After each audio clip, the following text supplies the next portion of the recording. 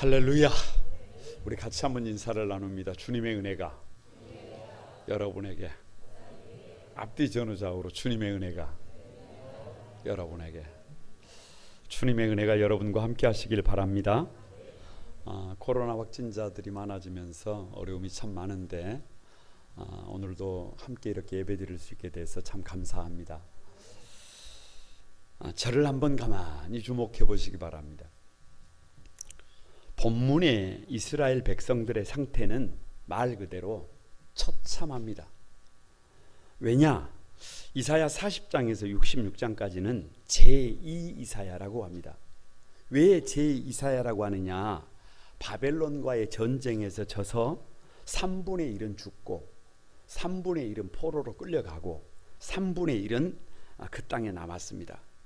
오늘 이 41장을 받는 대상이 누구냐? 본문의 관심이 누구냐? 바벨론의 포로로 끌려간 이스라엘 백성들입니다. 기약 없는 포로가 되어서 고역에 시달리는 종살이하는 백성들입니다. 아픈 사람들입니다. 힘든 사람들입니다. 슬픈 사람들입니다. 비통한 사람들입니다. 그럼에도 불구하고 표현할 수가 없습니다. 그럼에도 불구하고 내색할 수가 없습니다. 앞이 보이지 않습니다.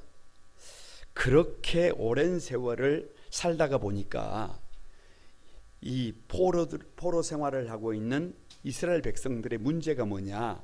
대략 세 가지가 있는데, 첫 번째가 정체성의 혼란이 옵니다. 우리가 하나님의 백성이라면, 내가 택한 백성이라면 이 이역 만리까지 포로로 잡혀와서 이렇게 죽을 고생을 왜 하느냐는 거예요. 그래서 아무리 생각해도 이러면 된다, 안 된다? 안 된다. 그런 생각이 가득하면서 내가 누구인지, 내가 무슨 일을 해야 되는 사람인지 정체성이 흔들리고 있어요. 혼란스러워요.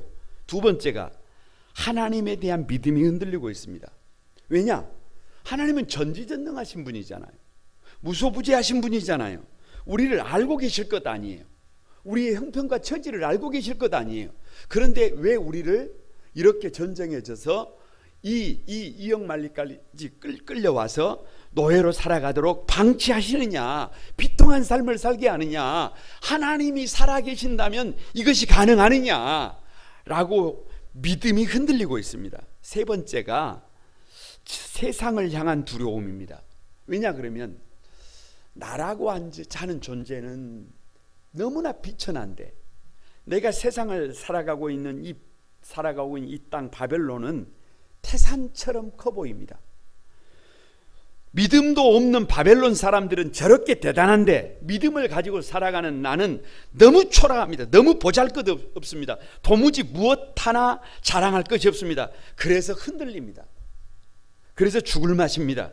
그래서 도무지 희망이 보이지 않습니다. 이렇게 모든 것이 무너져 버린 이 포로된 백성들을 도대체 어떻게 하면 살릴 수 있는가? 이렇게 흔들리고 모든 것이 흔들리고 모든 희망이 꺾인 이스라엘 백성들을, 이 포로 공동체를 어떻게 하면 다시 회복시킬 수 있는가? 어떻게 하면 절망과 좌절을 딛고 다시 일어나게 할 수 있는가? 그래서 오늘 우리가 살 길 41번째. 여러분, 왜 41번째라고요?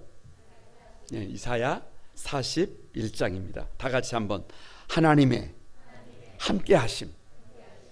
사람이 어려운 일을 겪잖아요. 우리의 힘이 바닥이 나잖아요.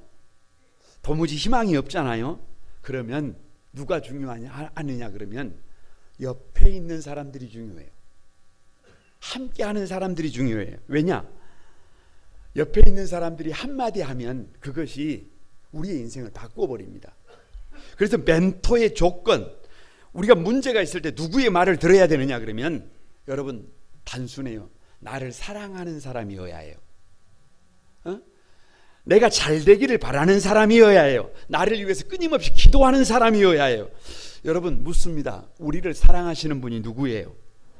하나님입니다. 우리를 세우기 위하여 자신의 전부를 내어주신 분이 누구예요? 하나님입니다. 우리와 처음부터 마지막까지 함께 하기를 원하시는 분이 누구예요? 하나님입니다. 하나님께서 우리와 함께 하시는 방법이 뭐냐? 여러분 첫 번째가요, 다 같이 한번 하나님의 준비하심. 사람이 사람과 동행을 하려고 해도 필요한 것이 있어서 준비를 합니다. 마찬가지예요. 1절을 다 같이 한번 읽어봅니다. 1절 시작. 섬들아 내 앞에 잠잠하라. 민족들아 힘을 새롭게 하라. 가까이 나아오라. 그리고 말하라. 우리가 서로 재판자리에 가까이 나아가자. 저는 이사야 41장을 펼쳐놓고 가만히 읽어가는데 여기 눈물이 나더라고요. 왜냐하면 하나님과, 거룩하신 하나님과 부족하고 모자란 우리가 함께 하려면 누가 준비를 해야 되는 거예요? 부족한 우리가 준비를 해야 되잖아요. 죄인된 내가 삶을 바꾸고, 죄인된 우리의 생각을 고쳐먹고, 죄인된 우리의 삶을 구별해야 거룩하신 하나님과 함께 할 것 아니에요. 그게 우리 생각이잖아요. 그런데 전혀 아니에요. 그것이 아닙니다. 이스라엘 백성들이 뭐라고, 도대체 저와 여러분이 뭐라고? 우리 하나님께서 먼저 준비를 하고 계십니다. 친정 부모님들이 여러분 사랑하는 자기 딸을 위해서 준비하는 것처럼 우리보다 우리를 더 잘 아시는 하나님께서 우리에게 무엇이 필요한지를 세밀하게 살피고 준비하고 계심을 믿습니다. 그래서 하시는 말씀이 뭐냐? 잠잠하라는 거예요. 잠잠하라.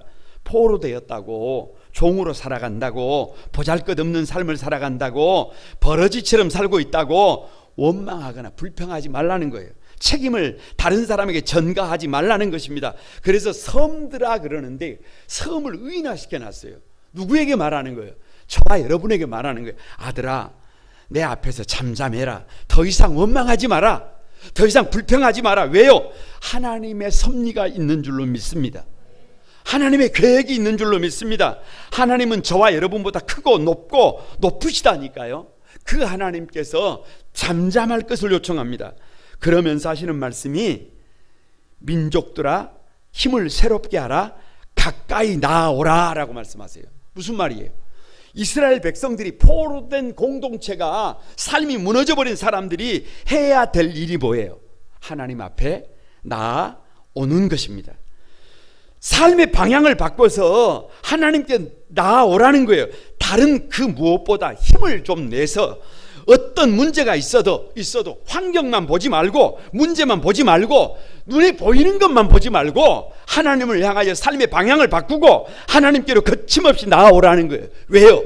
우리가 살 길을 누가 준비하시고 계시다는 거예요. 하나님께서 준비하고 계시다는 거예요. 모든 사람들이 나아올 수 있을 때가 아니라 오히려 모든 사람들이 나아올 수 없는 그때에 하나님께 나아오라는 거예요. 기도할 수 없을 그때에 기도하라는 거예요. 왜 하나님의 준비하심이냐? 2절을 여러분 같이 한번 봅니다. 2절 시작. 누가 동방에서 사람을 일깨워서 공의로 그를 불러 자기 발 앞에 이르게 하였느냐? 와. 여러분 역시 우리 하나님이에요.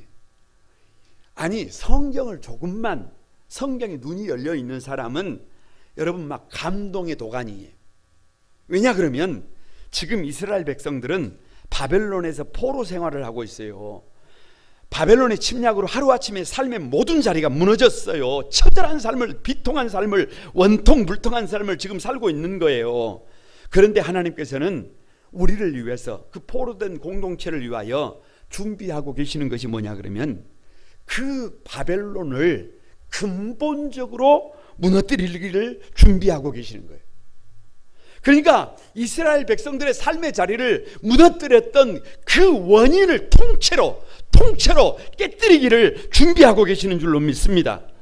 지금 이스라엘 백성들은 사실 힘든 것밖에는 생각이 들지 않아요. 버거운 삶밖에는 관심이 별로 없다니까요. 조금이라도 좀 편안했으면 좋겠고, 조금이라도 좀 배불리 먹을 수 있었으면 좋겠어요. 그런데 우리 하나님께서는 그런 작은 문제가 아니라 하나님께서 우리를 위해서 준비하고 있는 것은 차원이 다르더라. 우리를 억압하고 있는, 우리를 힘들게 하고 있는, 우리를 고장나게 만들었던 저 바벨론을 통째로 근본적으로 깨뜨릴 방법들을 간구하고 계심을 믿습니다. 그게 뭐예요? 주님의 모형으로 불리는 바사의 고레스 왕을 세우는 것입니다. 그래서 저 바사의 고레스 왕을 불러내서 저 바사라고 하는 나라를 불러내서 바벨론을 무너뜨리는 것이에요. 여러분, 바벨론은 무너지지 않을 것 같아요.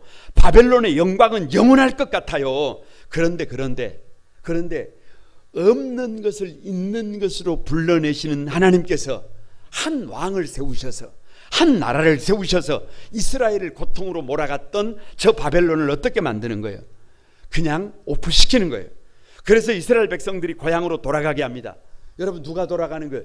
누구든지 원하기만 하면, 누구든지 새 삶을 살기를 원하기만 하면, 누구든지 고향으로 돌아가고 싶기만 하면, 아니 누구든지 그 마음속에 내가 새 삶을 살아야 되겠다고 결단하기만 하면, 누구든지 믿기만 하면 하나님께서 어디로 돌려보내주시더라는 거예요. 고향으로 돌려보내주시더라는 거예요. 고향으로 돌아가서 다시 무너진 성전을 재건하고 다시 믿음으로 일어서게 해 주신다는 것입니다. 할렐루야! 이것이 하나님의 준비하심입니다. 왜 하나님의 준비하심이냐? 여러분, 4절을 한번 봐보세요. 4절. 이 일을 누가 행하였느냐? 누가 이루었느냐? 누가 처음부터 만대에 불러내었느냐? 나 여호와라. 처음에도 나요, 나중 있을 자에게도 내가 그리 하니라. 내가 그니라. 그러니까 이 일을 누가 했다는 거예요? 아니, 여러분, 당신의 백성들이 바벨론에 의하여 나라가 패망했잖아요. 바벨론에 끌려왔잖아요. 종살이 하고 있잖아요. 그런데 그 바벨론을 바사의 고레스 왕으로부터 다시 무너뜨리고 이스라엘 백성들을 포로해서 고국으로 돌아오게 하는 이 일을 행하시는 분이 누구라는 거예요? 하나님이라는 거예요. 이런 일들을 이루어 가고 계시는 분이 누구라는 거예요? 하나님이라는 거예요. 누가 처음부터 유다를 부르고 바벨론을 부르고 바사를 불러내시는 분이 누구냐는 거예요. 누가 없는 것을 있는 것으로 불러내시는 분이, 그분이 누구냐? 우리 하나님이시라는 겁니다. 여러분, 이것을 알아야 합니다. 이것을 믿음의 눈으로 볼 수 있어야 합니다. 이런 일들을 행하시는 분이 우리 하나님인 것을 볼 수 있어야 합니다. 그래서 하나님께서 저와 여러분에게 준비시키는 것이 뭐냐? 더 이상 문제만 보지 말라는 거예요. 환경만 보지 말라는 거예요. 조건만 보지 말라는 거예요. 우리 앞에 놓여있는 철옹성만 보지 말라는 거예요. 누구를 바라보라는 거예요? 주님을 바라보게 하시는 줄로 믿습니다.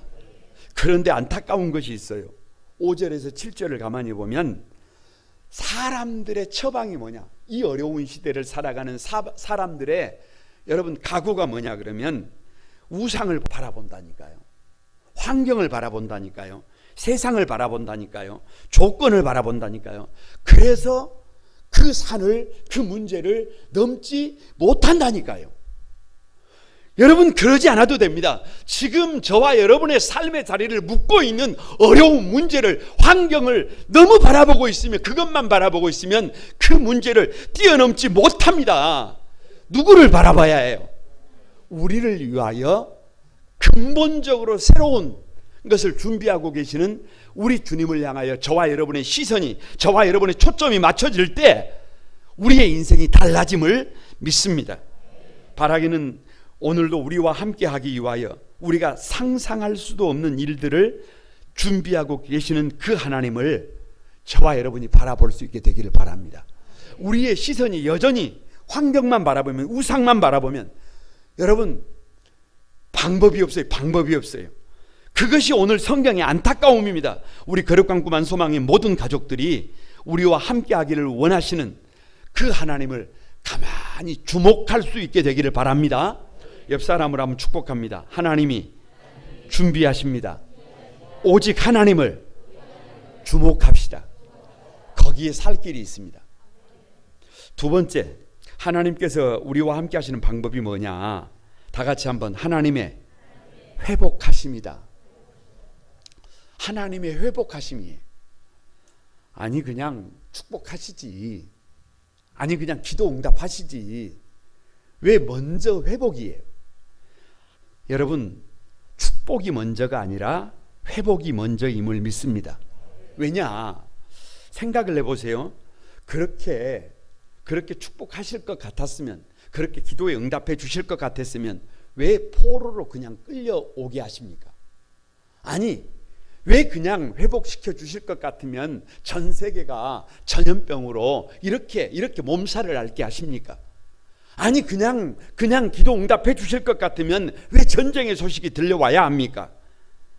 여러분, 그냥 축복이 아니라, 그냥 기도의 응답이 아니라 하나님께서 포로 되게 하실 수밖에 없었던 그 문제가 고쳐져야 합니다.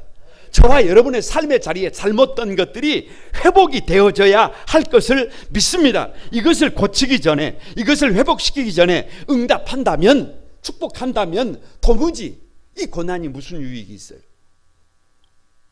그래서 먼저 회복시키시는 하나님임을 믿습니다. 도대체 무엇을 회복시키기를 원하시느냐? 여러분, 다 같이 한번 우리의 정체성을 회복시킨다. 8절을 한번 보세요. 8절. 다 같이 8절을 읽어봅니다. 시작. 그러나 나의 종 너 이스라엘아, 내가 택한 야곱아, 나의 벗 아브라함 자손아. 지금 이스라엘 백성들은 포로로 끌려와서요, 종살이를 하다 보니까, 표현이 적절치 못해도 버러지 같은 삶을 살다 보니까, 너무 처절한 삶을 살다 보니까 도대체 나는 누구냐? 나는 누구냐? 그냥 나는 I am nothing. 아무것도 아닌 것 같아요. 보잘것없는 존재. 그래서 14절에 버러지 같은 존재라 그러잖아요. 나 스스로에 대한 자화상이 뭐냐 그러면, 아무리 생각을 해도 나는 그냥 버러지 같은 존재라는 거예요. 아무리 생각을 해도 나는 쓸모없는 존재라는 거예요. 아무리 생각을 하고 또 생각해도 나는 가치 없는 존재라는 거예요. 그러다 보니까 대충 살게 돼요. 그러다 보니까 막 살게 돼요. 그러다 보니까 주저앉아 있게 돼요. 그러다 보니까 끝없는 포로로 여러분 내일이 없는 갑갑한 삶을 연명하고 있는 것입니다. 그런데 하나님의 생각은 100% 달라요. 100% 달라. 아무리 포로로 끌려와서 죽을 고생을 하고 있어도 하나님께서 이스라엘 백성들을 어떻게 생각하시느냐? 그렇게 생각하는 것이 아니에요. 너희는 내 백성이다. 너희는 거룩한 백성이다. 존귀한 자들이다. 그 표현이 뭐예요? 나의 종 너 이스라엘이에요. 여러분, 이스라엘 백성들이 누구의 종입니까? 저와 여러분이 누구의 종이에요? 마귀의 종인가요? 그냥 대충 살아도 되는 존재입니까? 자기 감정대로 살아도 되는 존재입니까? 자기 욕망을 위하여 쾌락의 종이 되어도 되는 사람들입니까? 다른 사람들이 피눈물을 흘리든지 말든지, 주님의 몸된 교회가 얼음을 당하든지 말든지 그냥 나만 득이 되면 되는 것입니까? 그런 것 아니에요. 그런 것 아니에요. 우리는 하나님의 종들입니다. 우리의 주인은 오직 하나님입니다. 전지전능하신 하나님께서 우리의 주인입니다. 우리는 바르게 살아야 합니다. 구별되게 살아야 합니다. 흔들리지 말아야 합니다. 우리의 정체성이 바르게 되어야 이 아름다운 삶의 주인공이 될 것을 믿습니다. 내가 택한 야곱아라고 하십니다. 누가 택하셨다고요? 하나님이 택하셨다니까요. 하나님이 저와 여러분을 택하셨어요. 우리 눈에 보기에는 참 부족한 것 같고 모자란 것 같고 어찌 보면 작고 초라한 것 같아요. 핫비루들처럼 보여요. 그런데 여러분, 하나님께서 저와 여러분을 선택하셨을 때에는 계획이 있는 줄로 믿습니다. 길이 있는 줄로 믿습니다. 방법이 있는 줄로 믿습니다. 걱정하지 않아도 되는 줄로 믿습니다. 반드시 거기에는 살 길이 있음을 믿습니다. 하나님을 신뢰해도 됩니다. 나의 벗 아브라함 자손아라고 합니다. 벗이 뭐예요? 벗이 친구잖아요. 동무잖아요. 아니, 저와 여러분을 일컬어서 나의 벗 아브라함의 자손아라고 하는 이 말은 귀하다는 말이에요. 귀하다는 말, 소중하다는 말이에요. 너밖에 없다는 말이에요. 최고다는 말이에요. 그래서 9절에 내가 너를 택하고 싫어하여 버리지 아니하였도다라고 합니다.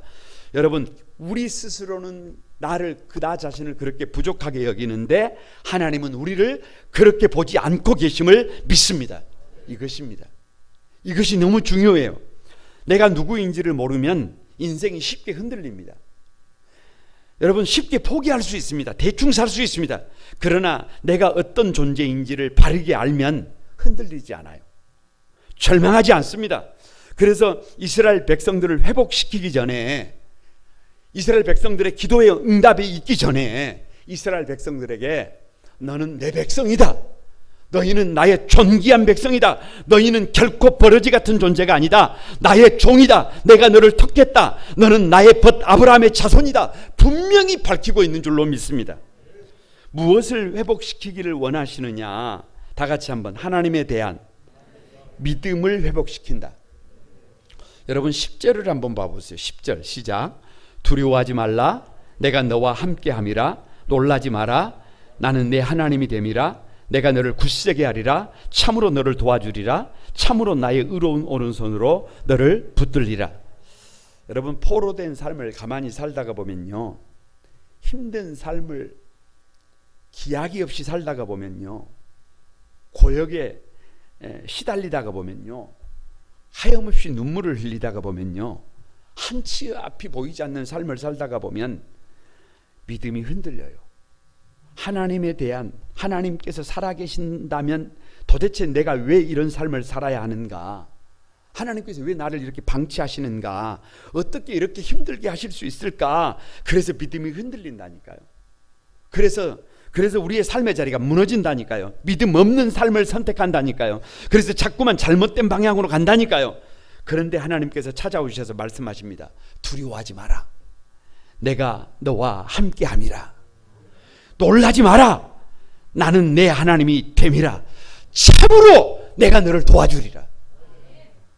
여러분 한 농부가요, 독수리 새끼를 한 마리 잡아와서 닭장에 넣고 닭들과 같이 길렀어요. 그냥 독수리지만 뭐처럼 사는 거예요? 닭처럼 사는 거예요. 그래서 날 생각을 전혀 하지 않습니다. 날갯짓을 할 생각을 전혀 하지 않아요. 혹시 이것이 우리의 모습 아닐까요? 왜요? 세상이 힘들다 보니까, 세상이 버겁다 보니까 하나님께서 우리를 택하셨는데, 하나님께서 우리를 참으로 도와주신다고 약속하셨는데 하나님에 대한 믿음이 없으니까 날갯짓을 하지 않는 거예요. 도전하지 않는 거예요. 여러분 거침없이 그 독수리를 잡아서 공중에다가 어떻게 해야 해요? 던져야 해요. 여러분 닭이라면 다치기도 하겠지만 독수리는 던져놓으면 처음에는 날갯짓을 하지 못할 수도 있어요. 그러나 두 번째 던져놓으면, 세 번째 던져놓으면 그 날갯짓을 하게 될 것을 믿습니다. 하나님께서 우리를 사랑하신다라고 하는 이 믿음의 확신만 있으면 아무리 세상에 던져진다고 할지라도 저와 여러분은 반드시 일어나게 될 것을 믿습니다. 내가 너를 굳세게 하리라. 참으로 너를 도와주리라. 참으로 나의 의로운 오른손으로 너를 붙들어 주리라. 고난도 있지요. 아픔도 있지요. 눈물도 있지요. 때로는 힘든 것도 있지요.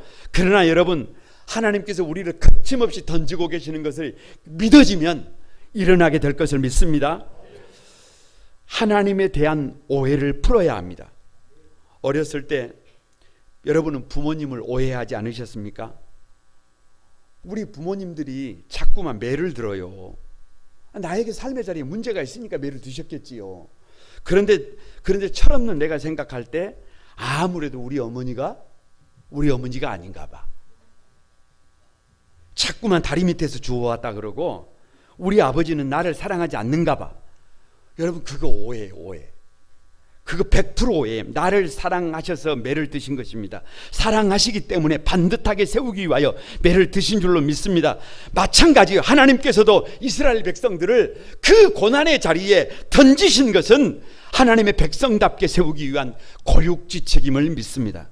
하나님에 대한 오해를 풀고 하나님에 대한 전적인 믿음을 회복하시는 여러분이 되시기를 바랍니다. 무엇을 회복시키기를 원하시는가? 세상에 대한 시각을 교정시키기를 원하십니다. 여러분 12절을 한번 봐보세요. 12절 시작. 보라, 내게 노하던 자들이 수치와 욕을 당할 것이요 너와 다투는 자들이 아무것도 아닌 것 같이 될 것이며 멸망할 것이라. 이스라엘 백성들에게 노하던 자들이 누굴까요? 간단합니다. 바벨론입니다. 아무리 생각을 하고 또 생각을 해도 바벨론은 골리앗 같아요. 골리앗 같아. 이스라엘이 바벨론에 무너진 것 아닙니까? 그래서 아무리 생각해도 우리가 상대할 수 없는 존재인 것처럼 보입니다. 아닙니다. 아닙니다. 바벨론이 아무리 커도, 세상이 아무리 대단해 보여도, 여러분, 하나님께서 죽은 자를 살리고 없는 것을 있는 것처럼 불러내시는 그 하나님께서 바벨론을 무너뜨리면 별 볼 일 없는 것인 줄로 믿습니다. 아무것도 아닙니다. 이스라엘 백성들과 다투는 자들이 누구예요? 누구기는요? 바벨론이라니까요. 하나님의 성전을 무너뜨렸고 유다를 패망시켰고 백성들을 사로잡아 포로로 끌려와서 종살이를 시키고 있지만, 그래서 크게 보이지만, 도무지 넘볼 수 없는 산으로 보이지만, 태산같이 보이지만, 하나님 앞에서는 바벨론도 뭐라는 거예요? 아무것도 아니라는 거예요. 아무것도 아니라는 거예요. 그래서 더 이상 누구를 두려워하지 말라는 거예요. 바벨론을 두려워하지 말라는 거예요. 문제를 두려워하지 말라는 거예요. 환경을 두려워하지 말라는 거예요. 여러분, 성경을 가만히 주목해 보십시오. 더 이상 핍절 의식을 가지고 없다고 원망하고 불평할 필요가 없어요. 이것도 없고 저것도 없고 아무것도 없다라고 그렇게 절규할 필요가 없어요. 더 이상 메뚜기 컴플렉스를 가지고 나는 이것도 못하고 저것도 못하고 우리가 할 수 있는 것이 아무것도 없다라고 그렇게 투정을 부릴 필요도 없어요. 더 이상 부정의식을 가지고 여러분 원망하고 불평할 필요가 없어요. 책임을 전가시킬 필요가 없어요. 왜? 12절에 네가 찾아도 싸우던 자들을 만나지 못할 것이요 너를 치는 자들은 아무것도 아닌 것 같고 허무한 것 같이 되리라. 왜요? 저와 여러분이 믿음의 정체성이 회복되고 여러분 믿음이 회복되면, 하나님에 대한 믿음이 회복되면 싸우던 자들은 앞으로 만나게 된다, 만나게 되지 못한다. 만나게 되지 못한다. 왜요? 하나님이 치우셨다니까요. 여러분, 우리가 찾던 자들을 찾을 수 있어요, 없어요? 없다니까요. 하나님이 이미 치우셨다니까요. 이것이 하나님의 일하심임을 믿습니다. 이것이 하나님의 회복시키심을 믿습니다. 이것이 믿음의 신비임을 믿습니다. 더 이상 세상을 두려워하지 말고 하나님과 함께 기적의 주인공이 여러분이 되시기를 바랍니다.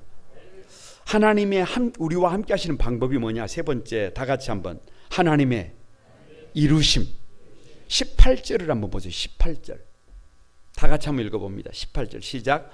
내가 헐벗은 산에 강을 내며 골짜기 가운데에 샘이 나게 하며 광야가 못이 되게 하며 마른 땅이 샘 근원이 되게 할 것이다.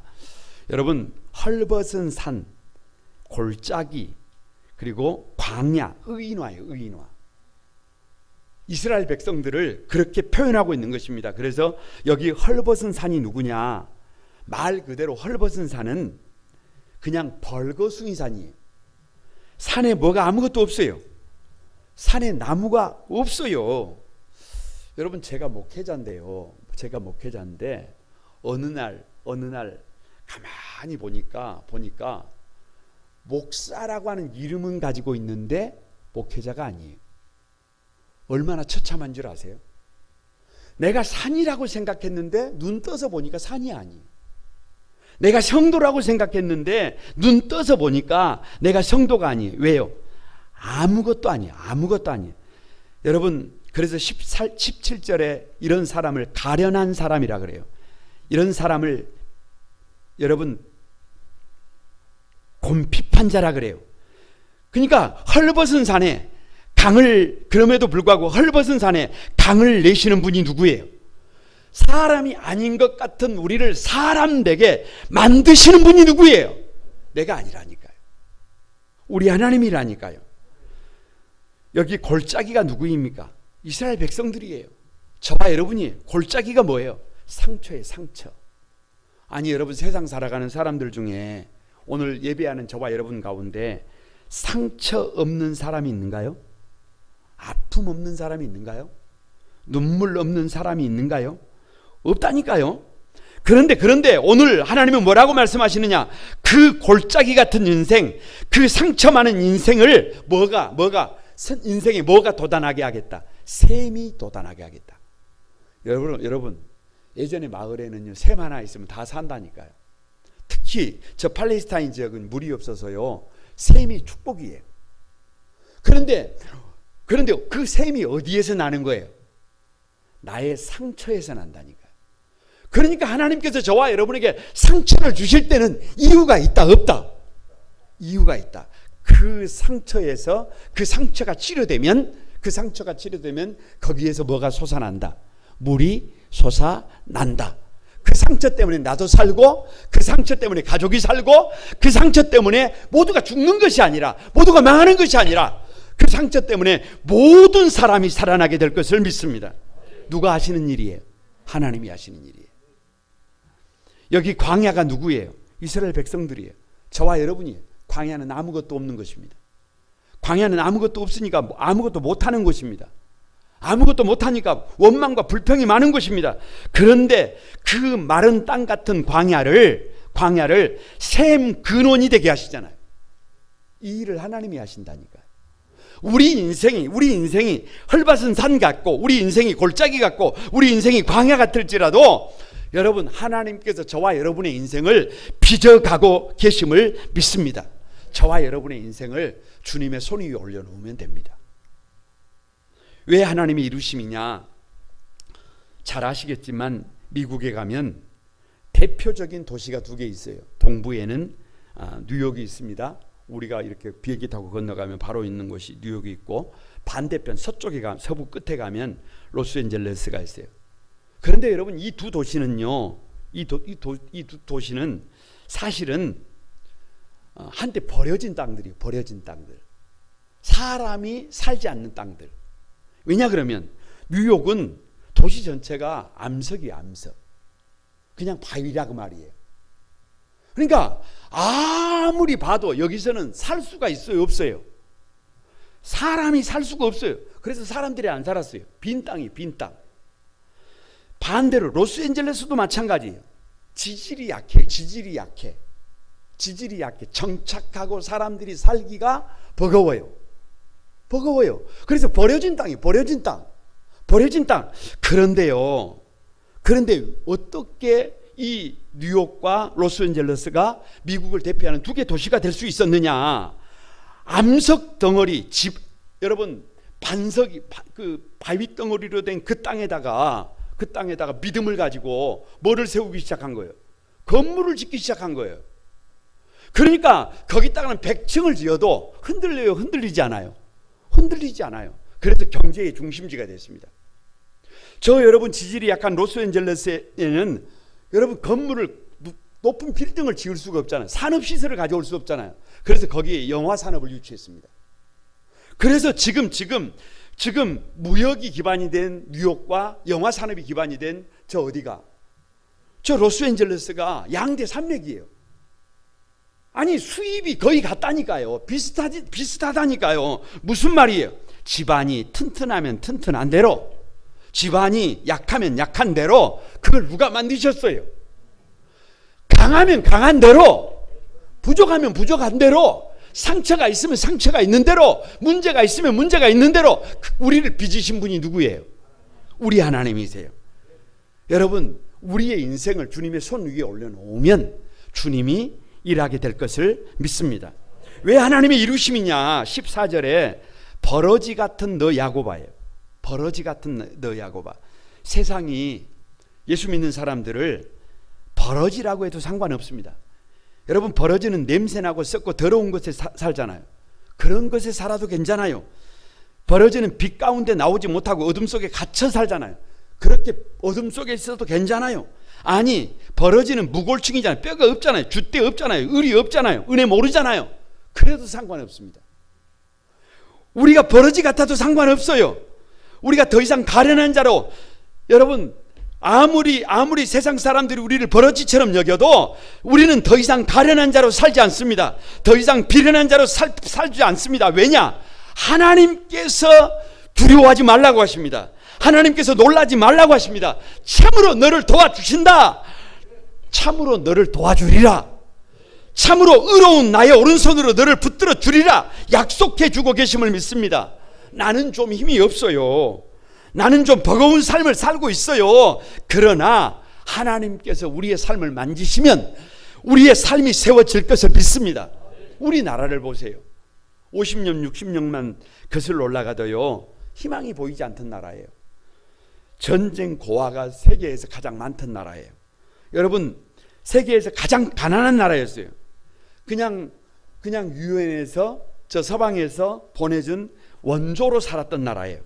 그런데 여러분, 이제 세계에서 경제 규모가 GDP 8대 강국이에요. 기적이에요, 기적. 한국의 인재들이 세계에 없는 곳이 없어요.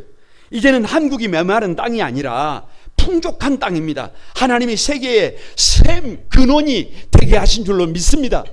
우리나라만 그렇습니까? 저와 여러분의 인생도, 우리의 가정도, 우리의 교회도 이 민족을 그렇게 세워가게 될 것을 믿습니다. 말씀을 마칩니다. 거룩한 꿈한 소망에 사랑하는 가족 여러분, 한 사람이 꿈을 꿨어요. 잘 아는 얘기입니다. 예수님과 함께 사막을 걷고 있습니다.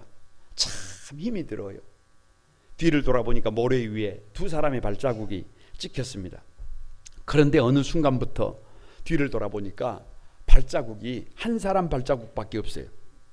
언제냐? 가장 힘들 때, 너무너무 힘들어서 포기하고 싶을 때, 가장 절망적일 순간에 세상에 나 홀로 걷고 있는 거예요. 그래서 항의하듯 주님께 물었습니다. 주님, 내가 이렇게 힘들고 어려운데 어디 가셨어요? 왜 저를 혼자 두셨어요? 라고 투정을 부렸습니다. 그때 주님께서 하시는 말씀이, 내가 결코 너를 떠난 적이 없다. 모래 위의 발자국은 네가 너무 힘들어하니까, 네가 너무 버거워하니까 내가 너를 업고 걸은 발자국이다 라고 말씀하셨습니다. 여러분, 세상이 아무리 어려워도 지금 여러분과 하나님이 함께하고 계심을 믿습니다. 여러분을 위하여 가장 좋은 것을 준비하고 계심을 믿습니다. 문제만 보지 마십시오. 환경만 보지 마십시오. 여러분, 잠잠히 고개를 들고 주님을 바라보시는 여러분이 되시길 바랍니다. 나의 정체성, 아이덴티티가 수정이 되면, 우리의 하나님에 대한 믿음이 수정이 되면, 세계관이 바르게 확립되면 하나님은 저와 여러분을 반드시 세우실 것을 믿습니다. 가장 복 있는 하나님의 사람들로 세워주실 것을 믿습니다. 그 은혜의 주인공들이 여러분이 되시기를 주님의 이름으로 축복합니다. 우리 같이 한번 찬양하면서 기도하겠습니다.